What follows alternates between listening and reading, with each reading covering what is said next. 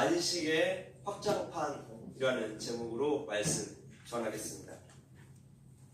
우리가 사는 세상은 라디오와 또 텔레비전과 인터넷에서 수많은 광고가 쏟아져 나오고 있죠.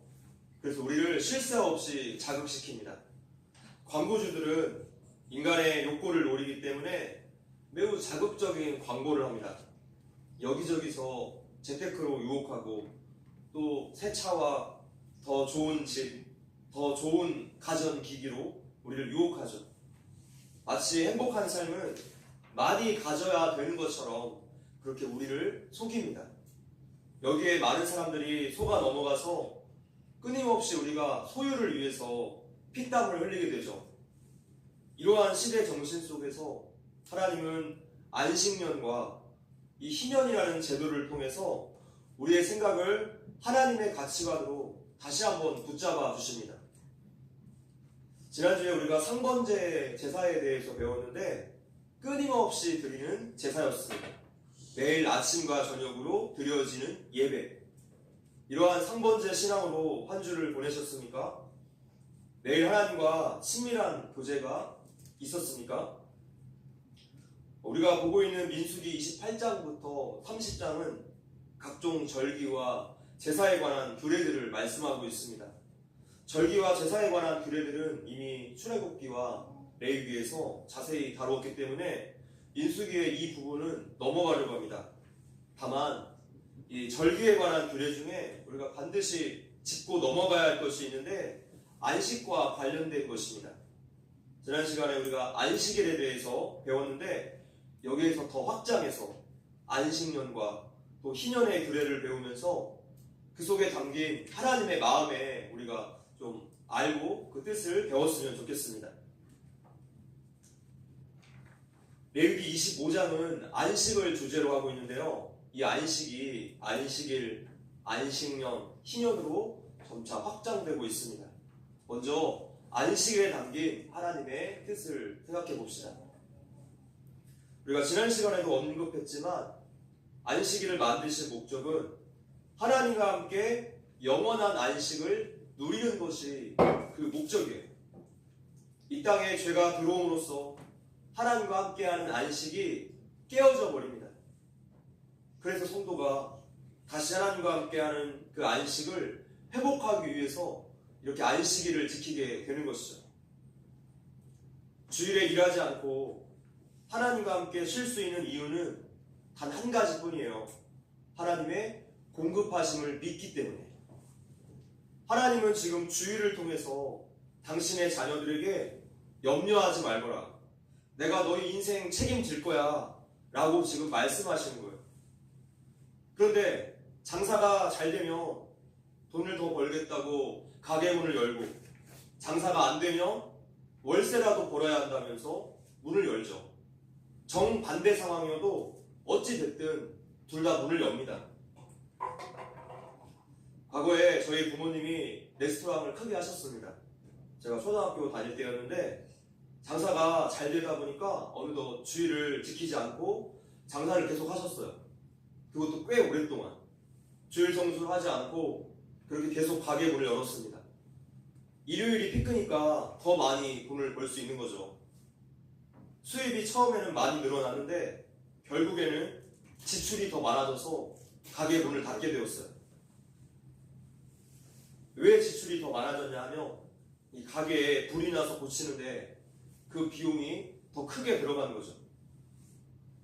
이때만 해도 이게 하나님의 멈추라는 사인인 줄도 모르고 고치고 나서 다시 또 주일에 장사를 합니다. 또 불이 났어요. 한 레스토랑에서 불이 2번이 났습니다. 이런 일이 가능합니까? 그래서 또 큰 비용을 들여서 고쳤어요. 그때 그 레스토랑의 이름이 에베네셀이었는데 하나님이 여기까지 우리를 인도하셨다라는 뜻입니다. 정말로 화재 때문에 장사를 접게 하심으로 인도하셨어요. 말을 안 들으니까 강제로 멈추게 하십니다. 어릴 때 이 사건이 저에게 너무나 강렬해서 제가 청년 시절에 술을 먹고 정신을 못 차릴 때에도 어떻게든 주일은 철저하게 지키는, 나름 하나님을 무서워하면서도 불순종하는 뭐 이런 모양새를 취했던 거예요. 주일은 하나님과 함께 안식을 누리는 날입니다. 이 날이 우리에게 얼마나 큰 복인가를 아셔야 돼요. 주일은 우리 안에 있는 그 가짜 주인들을 몰아내는 날입니다. 우리 마음의 우상들을 제거하는 날이에요. 거룩은 구별하다라는 뜻이지만 끄집어내다 라는 뜻도 있습니다. 끄집어내다. 여러 날들 중에 다른 날과는 다르게 그 하루를 하나님 앞에 끄집어내는 것이 바로 주일 성수예요. 하루의 시간 속에서 어떤 시간을 하나님 앞에 끄집어내는 것은 개인 예배라고 할 수 있겠습니다. 물질을 구별해서 하나님 앞에 끄집어내어 드리는 것은 헌금이겠죠. 하나님이 주신 인생을 내 마음대로 살지 않고 끄집어내어서 구별되어 살아가는 그 사람을 가리켜서 성도라고 부릅니다. 그래서 우리의 인생 또 우리의 신앙생활은 끄집어내기의 연속이라고 할 수 있어요. 끄집어내기의 연속. 구별되는 거예요. 이렇게 안식일이 하나님과의 관계에 집중되어 있다면 안식년과 희년은 하나님과의 관계뿐만이 아니라 이웃들과의 관계까지 철저하게 뒤돌아보게 해줍니다. 자, 두 번째, 안식년에 담긴 하나님의 뜻입니다. 우리 3절과 4절을 읽겠습니다. 자, 시작. 너는 6년 동안 그 밭에 파종하며 6년 동안 그 포도원을 가꾸어 그 소출을 거둘 것이나 7째 해에는 그 땅이 쉬어 안식하게 할지니 여호와께 대한 안식이라. 너는 그 밭에 파종하거나 포도원을 가꾸지 말며. 안식일의 방법은 안식년의 방법은 안식일과 똑같습니다. 6년간 일하고 7년 때에는 1년 동안 땅을 쉬게 하는 명령이에요. 안식년에 땅을 쉬게 하신 것은 이 땅이 하나님의 것임을 알게 하시는 것입니다. 안식일은 하나님의 창조가 더 이상 손댈 것이 없는 완벽한 것이라는 그 신앙 고백이 이 날을 지킴으로써 표현되었어요. 그래서 하나님의 창조가 완벽하니까 내 인생도 하나님 안에서만 온전해질 수 있다 라는 신앙 고백이 이렇게 주일을 지킴으로 나타나는 거죠. 내 인생을 하나님께서 책임져 주신다는 것을 믿는 믿음이 오늘날 우리들의 주일 성수예요. 이것을 믿지 못할 때 마음이 불안해지고 쉴 수가 없고 자기 노력 또 자기 땀 흘림을 믿고 계속 그렇게 일하게 될 거예요. 이 믿음이 제대로 세워지지 않으면 우리는 반드시 탐욕적인 삶으로 가게 됩니다. 문제는요, 이 탐욕적인 삶은 도덕과 윤리를 무너뜨린다는 거예요. 내 유익을 위해 살면 반드시 다른 사람을 해치거나 다른 사람들에게 직간접적으로 피해를 줄 수밖에 없어요. 하나님의 질서에서 벗어나며 인생은 자연스럽게 무언가를 끊임없이 소유하려는 그 탐욕으로 가게 되어 있습니다. 우리는 온전한 존재가 아니에요. 우리는 죄성에 물든 죄인들이기 때문에 이러한 방향으로 가게 되는 것이죠. 안식일은 하루를 쉬는 것이지만 안식년은 무려 1년간을 쉬어야 합니다. 희년은 안식년이 7번 되는 그 다음 해에 지켜졌어요. 그러니까 77에 49년, 그 다음 해니까 50년째마다 이 희년이 지켜집니다. 그렇다면 7년째 되는 안식년과 그 다음 해 희년은 장작 2년 동안 일을 못합니다. 2년간 노동 금지, 일하지 않고 의식주를 하나님께 온전히 의탁을 해야 했기 때문에 하나님만 바라보는 믿음의 기간이었어요. 백성들이 가나안 땅에 살고 있었지만 온전히 하나님의 공급하심만 바라봐야 할 마치 그 광야 생활과도 같은 훈련의 기간이었죠. 안식년의 명령은 우리 인간의 시선으로 보았을 때 집안의 재정 상황에 대해서 너무나 큰 부담을 안아야 하는 것이 사실입니다. 그런데 하나님이 바로 이 점을 강조하시면서 안식년을 준수할 경우에 오히려 더 많은 물질을 줄 것을 약속하시면서 안식년과 희년의 준수를 명령하십니다.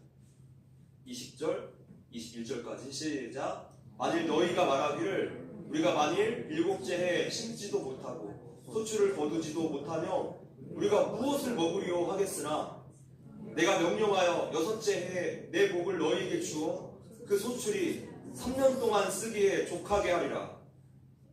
희년 다음에 곡식을 거둘 때까지를 계산해 보면요, 사실상 3년 동안 놀아야 돼요. 먹을 곡식이 없습니다. 3년 동안. 그래서 하나님께서 48년째가 되면 3년치의 식량을 한꺼번에 몽땅 미리 주시겠다는 거예요.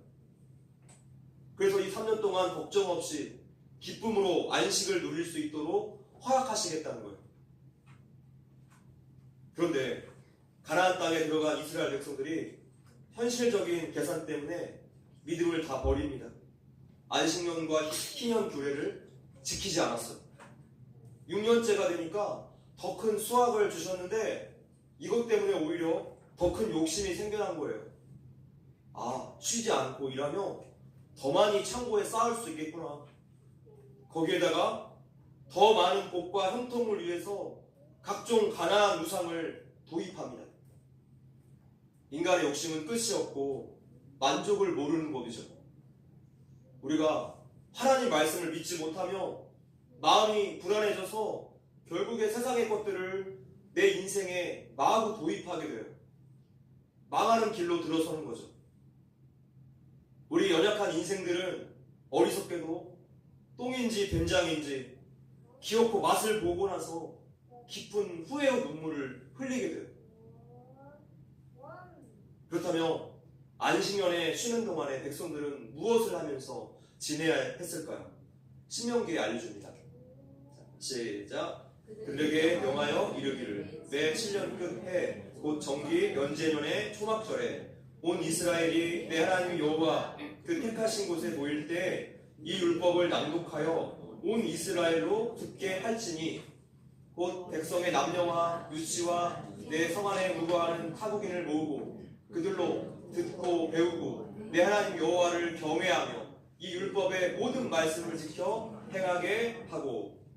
13절. 또 너희가 요단을 건너가서 얻을 땅에 거할 동안에 이 말씀을 하지 못하는 그들의 자녀로 듣고 내 하나님 여호와 경외하기를 배우게 할지니라. 아멘. 말씀을 배우고 듣고 하나님과 교제하는 시간을 보내야 했어요. 하나님이 모든 것의 주인이심을 이 안식년, 희년 동안에 내내 배우게 하시는 거예요. 이제 하나님과의 교제가 이웃에 대한 실천으로 확장되어 나타납니다. 25장 5절 시작. 내가 거둔 후에 나타난 것을 거두지 말고 가꾸지 아니한 포도나무가 맺은 열매를 거두지 말라. 이는 땅의 안식년이니라. 레위기입니다. 레위기 25장 5절.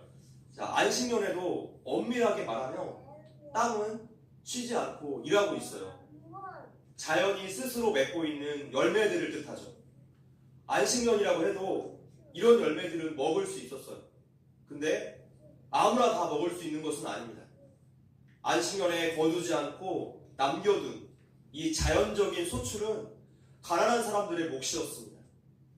어려운 사람들을 위한 하나님의 장치였던 거예요. 하나님은 늘 이렇게 어려운 이웃들에게 관심이 있으세요.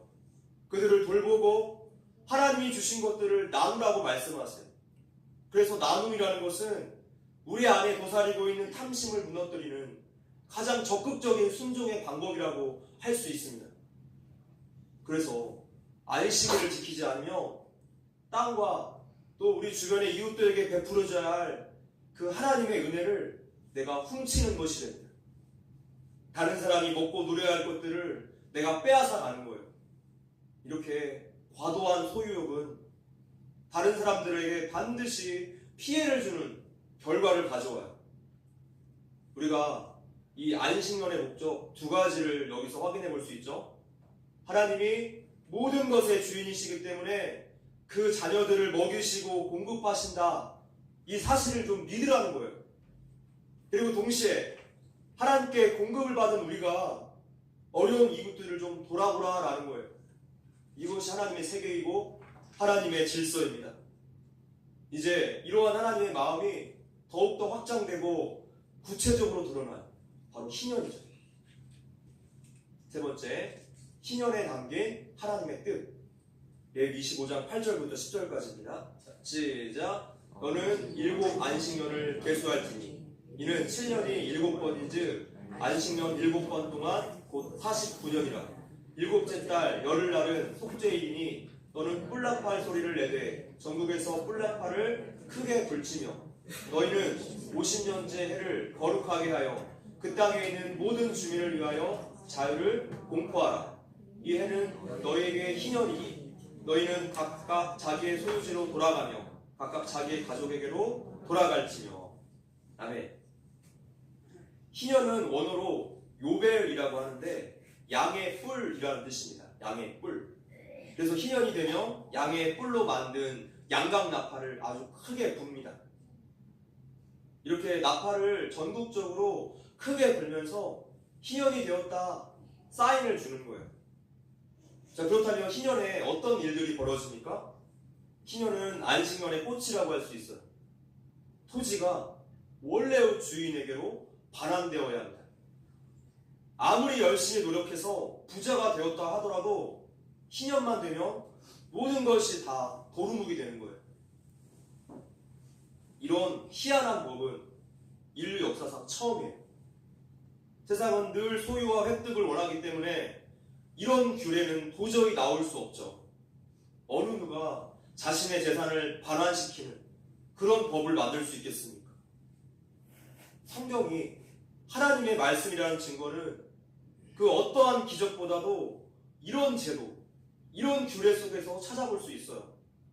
죄인들의 생각은 늘 거기에서 거기이기 때문에 해 아래에서 새로운 것이 없겠지만 하나님의 말씀은 외부로부터 온 것이기 때문에 늘 완전히 새로운 거예요. 그래서 하나님의 특별 계시가 이 성경인 것이죠. 희년에는 노예들도 자유를 얻었습니다. 물질적인 모든 빚도 다 탕감되었어요. 삶에 있는 각종 억압들이 해소가 되는 자유로운 해였죠. 각 가정에 빚이 참 많죠. 빚 없는 가정은 없을 거예요. 이러한 빚을 대가도 없이 그냥 탕감받는다. 한번 상상을 해보십시오. 우리가 얼마나 기쁠까요? 하나님의 구원의 은혜도 똑같습니다. 우리들은요, 아무런 대가도 없이 그 엄청난 죄의 대가를 삭슬 탕감받았어요. 그래서 성도는 그 은혜에 기뻐하는 거죠. 이렇게 양의 뿔로 만든 나팔을 부는 희년이 오며 세 가지가 회복이 됩니다. 토지와 노예와 돈이 회복되는 거예요. 그런데 이스라엘 백성들 사이에 왜 이런 사회 불균형이 나타났을까요?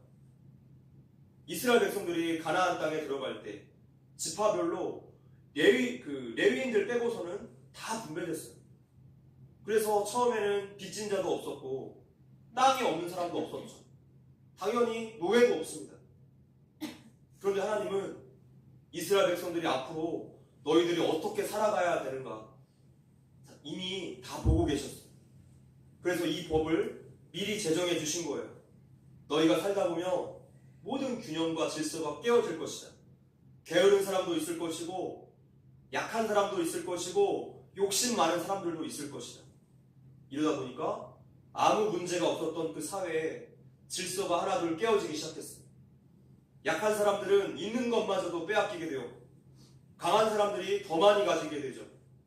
욕심 많고 간계가 뛰어난 사람들에게 자꾸 빼앗기는 거예요.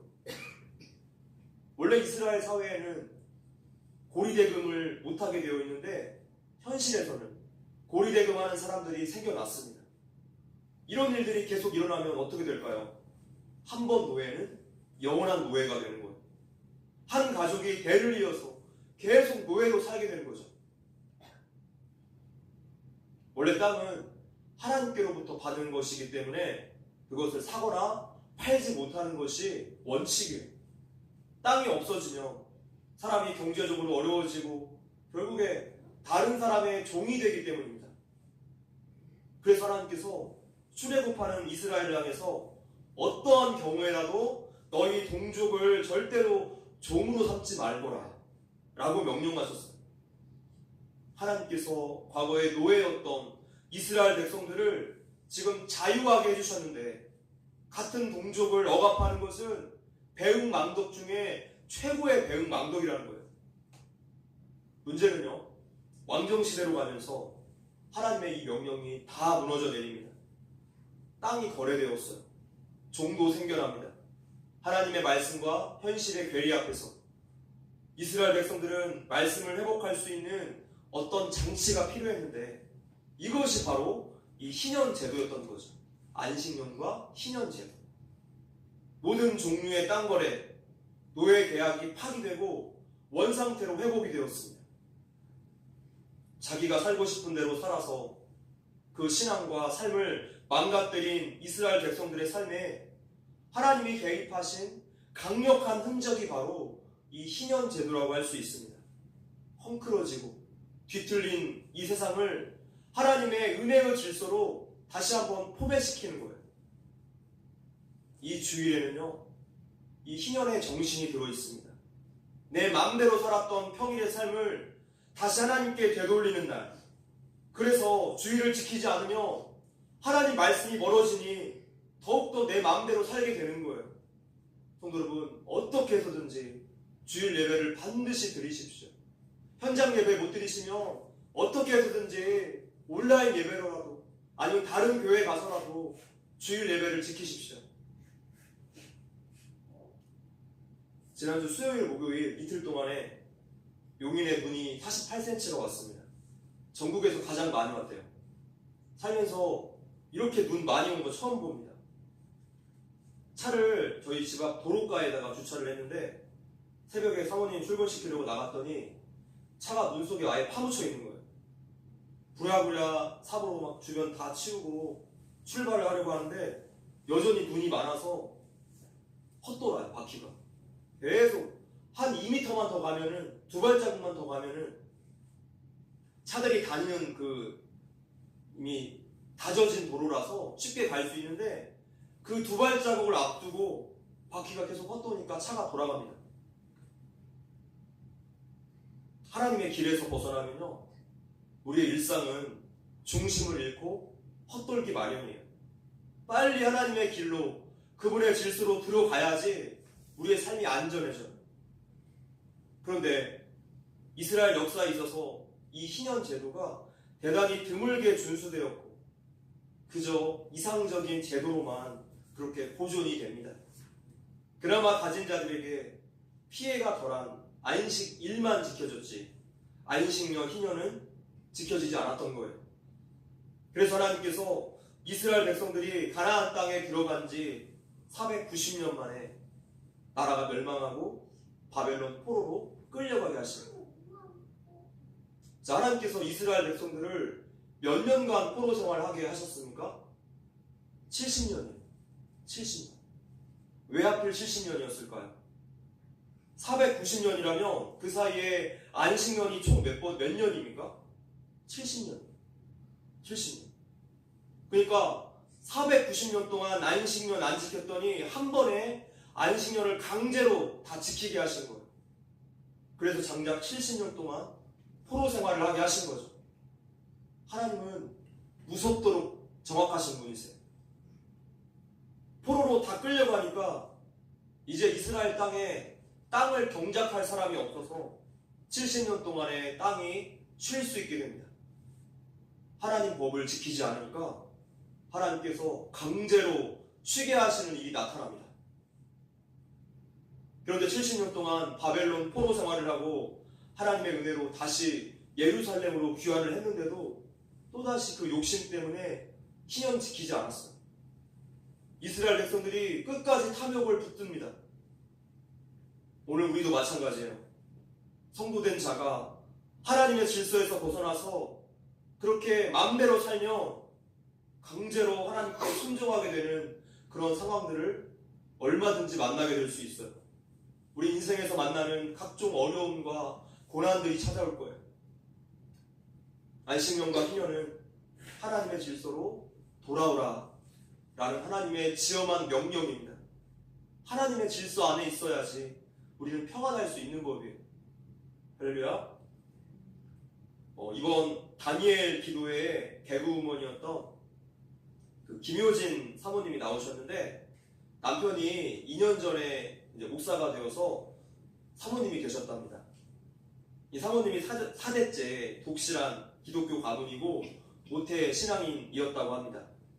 하나님께서 승승장구하게 하셔서 아무런 고생도 없이 연예계 일이 연속으로 잘 풀리더라는 거예요. 그렇게 최고의 인기를 누릴 때 정말 돈을 많이 벌었는데 우울증도 함께 찾아왔대요. 돈을 아무리 많이 벌어도 전혀 행복하지가 않다는 거예요.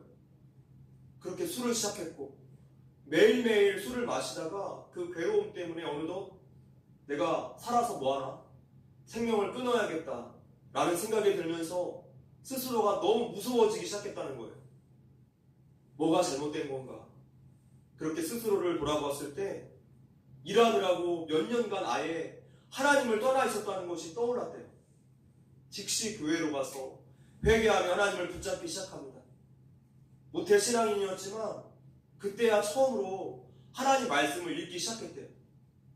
그래서 방송 쪽 일은 더 잘 되었을까요? 아닙니다. 우리가 알다시피 그 이후로 방송에 거의 나오지 않았어요. 세상적으로는 어떻게 보면 내리막길이었는지 모르겠지만 하나님과의 관계가 회복되니까 너무나 마음이 평안하고 행복했다고 간증하셨어요. 기도하면서 하나님께 가까이 나아가는 그 훈련의 기간이 없었다면 갑작스런 남편의 목회 선언을 자기가 받아들이지 못했을 것이라고 간증하셨습니다. 희년의 정신은 무엇입니까? 하나님의 질서로 다시 돌아가는 거예요. 하나님의 뜻에 따라서 모든 억압된 것들에 자유를 주는 것에 있습니다. 이사야서 58장을 보면요, 하나님께서 기뻐하시는 금식이 무엇인가 나오고 있는데 여기에서 우리가 희년의 정신을 정확하게 볼 수 있습니다. 한번 읽어볼까요? 시작. 내가 기뻐하는 금식은 흉악의 결박을 풀어주며 압제당하는 자를 자유하게 하며 모든 멍에를 꺾는 것이 아니겠느냐. 또 줄인 자에게 내 양식을 나누어 주며 유리하는 빈민을 집에 들이며 헐벗은 자를 보면 입히며 또 내 고륙을 피하여 스스로 숨지 아니하는 것이 아니겠느냐. 하나님이 기뻐하시는 일은 이렇게 늘 현실의 삶에 너무나 구체적인 순종으로 나타나요. 우리가 금식을 왜 합니까? 금식을 왜 합니까? 사람이 사는데 꼭 필요한 가장 기본적인 이 먹는 것을 포기하고서라도 하나님과 이 시간 깊이 교제하고 싶다는 그런 사랑의 고백이에요. 그런데 하나님을 사랑하는 이 마음이 이웃을 향해서 구체적으로 나타나야 한다는 거예요. 이 시대에 우리에게 한번 구체적으로 적용해 볼까요? 하나님을 사랑하는 자는 모든 억압된 것들을 자유롭게 풀어주어야 합니다. 그것은요, 이웃의 물질적인 빚을 탕감해주는 일이 될 수도 있고, 어려움 당한 이웃들이 힘들 때 물질적으로 우리가 그 무거운 짐을 같이 나누어지는 일이 될 수도 있어요. 또한 우리가 살면서 억압당하고 또 억압하는 여러 가지 관계 문제들, 감정 문제에서 자유하게 하라는 거예요.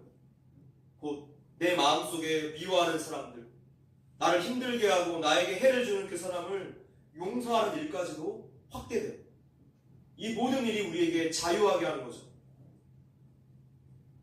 우리가 고백하고 있는 주기도문에 이런 내용이 있죠.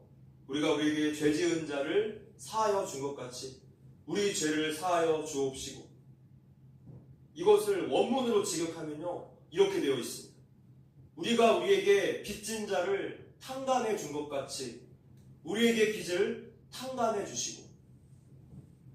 주기도문의 이 부분이 바로 희년이라는 배경을 가지고 있어요. 성경에서 빚, 그러니까 부채는요, 죄와 동일한 개념입니다.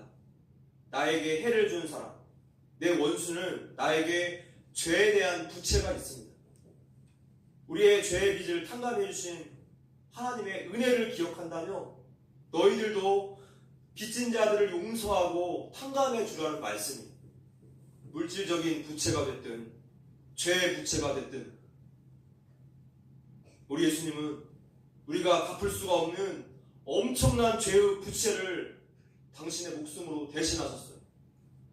관건은요, 이 구원의 은혜가 나에게 어느 정도로 소중하게 깨달아지는가에 달려 있습니다. 깨달은 만큼만 희년의 정신을 따라서 살 수 있게 되는 것이죠. 받은 은혜만큼 이웃을 은혜롭게 대하는 것이 곧 희년의 정신이라고 할 수 있습니다. 하나님은 우리와 이웃과의 관계가 우리와 하나님과의 관계가 다른 사람들과의 관계에 달려 있다고 지금 말씀하시는 거예요. 이 두 가지는요, 불가분의 관계입니다. 하나님과 친밀하게 사귀고 싶으면서 다른 사람들과 불편한 관계로 지낼 수가 없어요. 이 둘은 언제나 단짝이기 때문이죠. 용서를 촉구하시는, 어려운 이웃들의 그 어려움을 함께 나누어 짊어지라고 말씀하시는 하나님 아버지의 뜻을 우리가 애써 무시한다면 우리는 하나님께 드리는 예배의 진실성에 자연히 영향을 받아요. 어느 한 부분에 불순종의 영역을 만들어 놓고서 우리가 진정으로 하나님께 예배 드릴 수가 없기 때문이에요. 그런 예배는 형식적이고 공허한 예배가 될 뿐입니다. 말씀을 맺겠습니다. 안식일, 안식년, 희년은 하나님의 질서로 다시 돌아오라 라는 하나님의 강력한 메시지입니다. 모든 것을 공급하신 하나님께서 우리에게 다른 사람들을 공급하라고 명령하세요. 모든 것을 자유하게 하신 하나님께서 우리에게 다른 사람들을 자유하게 해주라 라고 명령하고 계세요. 하나님과의 관계는 우리의 모든 인간관계의 기준이 되고 있습니다. 하나님과 참다운 사귐을 하면 할수록 인간관계 속의 사귐도 자연히 성경적으로 갈 수밖에 없습니다. 우리는 하나님께 받은 은혜들을 항상 기억해야 돼요. 하나님의 이러한 질서 안에 살아갈 때 우리 삶이 평안해집니다. 우리 삶이 하나님의 약속처럼 형통해져요. 우리는 깨달은 만큼만 누릴 수 있습니다. 순종함으로 그 은혜를 누리며 사시는 저와 여러분들 되시기를 주님의 이름으로 축원합니다. 함께 원하고 바라고 기도합니다. 찬양하겠습니다.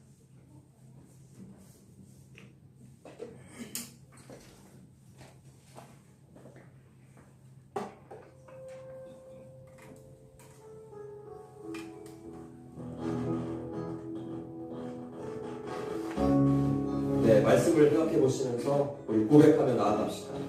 하나님께서 관계 속에서 자유하게 해주도록 우리를 초청하고 계세요.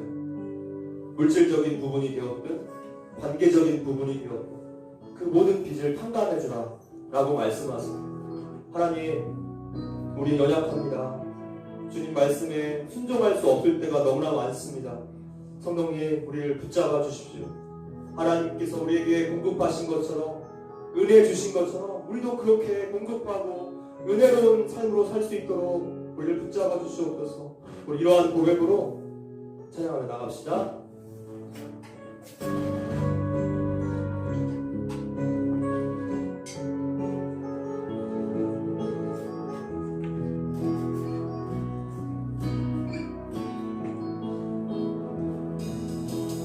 이 세상을 사랑하는 동안에 나의 길을 의지할 수 없으니 기도하고 낙심하지 말 것을 주께서 참 소망이 되시리라. 하나님의 눈이 나의 비전이 되고 예수님의 성품이 나의 인격이 되고 성령님의 권능이 나의 능력이 되니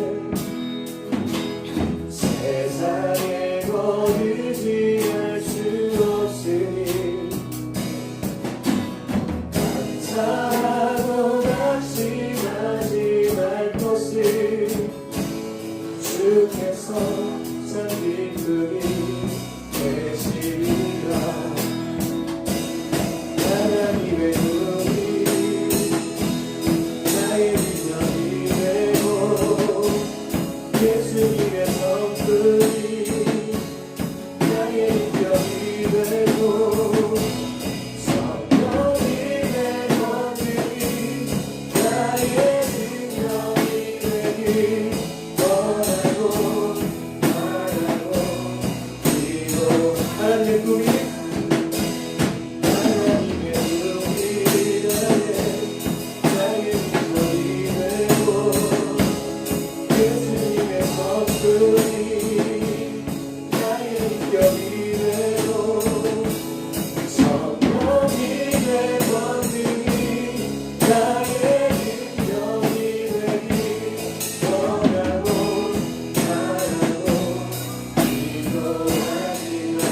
함께 기도했으면 좋겠습니다. 하나님, 오늘 주신 말씀처럼, 오늘 주신 명령처럼 하나님, 우리가 은혜롭게 살기 원합니다. 하나님, 공급하셨으니 우리도 남을 위해서 공급할 수 있게 하시고 하나님, 또 용서하는 삶으로 나아갈 수 있도록 하나님, 희년의 정신으로 살 수 있게 하여 주시옵소서. 우리 함께 기도하겠습니다.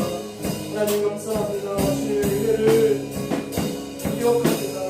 날마다 우리가 받은 은혜, 우리가 상담받는 주체들을 기억할 수 있게 하시고 하나님, 우리도 하나님의 마음으로 살아갈 수 있게 하여 주시옵소서. 주님, 너무나 연약합니다. 하나님의 뜻에서 자꾸만 벗어납니다. 주님, 우리를 불쌍히 여겨주시옵소서. 하나님께로 다시 돌아오고 하나님의 뜻대로 살아갈 수 있도록 은혜를 부어주시옵소서. 연약한 우리의 삶을 고치시고 세상에 빼앗긴 마음들을 부러진 신경들을 고쳐주시옵소서. 하나님의 질서 안에 살아갈 때 우리가 적동하고 우리가 안전될 수 있는 하나님의 불쌍히 여겨주시옵소서. 하나님, 우리를 불쌍히 여겨주시옵소서. 늘 주님의 마음을 듣고 하나님의 뜻이 어디인가 분별하며 살 수 있게 해주시옵소서. 하나님, 우리에게 말씀의 또 개념에 대해서 배우게 하시니 감사합니다.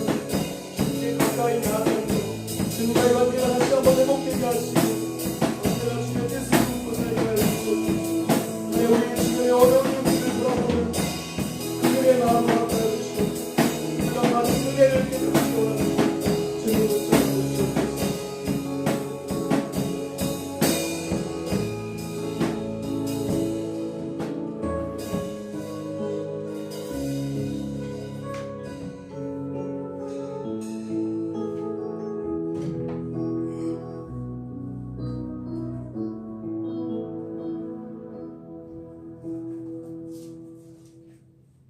하나님, 감사합니다. 오늘도 말씀 주셔서 감사합니다. 세상으로 나아가버린 우리의 생각과 마음들을 하나님 다시 한번 질서를 잡아주시고 늘 하나님께 다시 돌아와서 하나님의 마음과 뜻을 헤아리며 그 길로 살아갈 수 있게 하여 주시옵소서. 은혜 받은 우리가 의롭게 살기 원합니다. 우리 주변의 어려운 이웃들을 돌아볼 수 있는 그 은혜의 마음을 허락하여 주시옵소서. 우리가 탕감받은 죄의 부채가 얼마나 대단한지 깨닫게 하시고 우리도 이웃들에게 그 은혜로 살아갈 수 있도록 붙잡아 주시옵소서. 육신의 어려움과 또 삶의 어려움 당하는 자들이 있습니까? 하나님이 돌보아 주시고 그들의 삶을 책임져 주시옵소서. 육신을 회복시켜 주시고 치료하여 주시옵소서. 마음의 무거운 짐을 내려놓게 하시고 하나님의 평안으로 소망 가운데 힘을 내어 살아갈 수 있게 하여 주시옵소서. 모든 것 감사하고 예수님의 이름으로 기도합니다. 아멘.